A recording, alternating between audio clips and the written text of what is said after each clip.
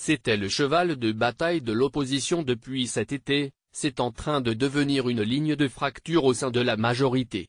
Depuis la présentation du projet de loi de finances pour 2018 en Conseil des ministres le 27 septembre, la réforme de l'impôt de solidarité sur la fortune, ISF, et sa transformation en impôt sur la fortune immobilière, IFI, devient un dossier sensible pour un gouvernement déjà accusé de privilégier les Français les plus aisés. Le sujet devait être au menu de la réunion du groupe La République En Marche, LRM, mardi 3 octobre, alors que Joël Giraud, le rapporteur du budget à l'Assemblée, avait, dès la semaine dernière, jugé souhaitable de revoir le dispositif conçu par Bercy, pour y réintégrer certains produits de luxe qui s'en trouvent soudainement exclus, yachts, jets privés, voitures de course, lingots d'or.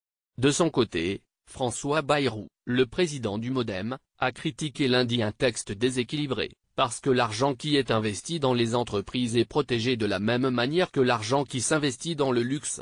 Il faut retrouver la logique qu'Emmanuel Macron a défendue devant les Français. Pour l'heure, la majorité semble vouloir assumer cette réforme plutôt que de reculer. Il s'agit d'éviter d'avoir un débat qui donnerait à penser qu'être riche c'est forcément être coupable, a ainsi indiqué Aurore Berger, porte-parole des députés LRM, lundi 2 octobre sur Sud Radio. Ce n'est pas parce que vous allez réduire le nombre de riches que vous allez réduire le nombre de pauvres dans ce pays. L'idée c'est au contraire de permettre à ceux qui sont riches de rester, de revenir, et d'investir. 3,2 milliards d'euros de produits d'impôts supprimés. Emmanuel Macron n'a jamais caché son peu d'appétence pour l'ISF, un impôt qu'il considère comme inefficace. L'ISF ne joue pas un rôle décisif.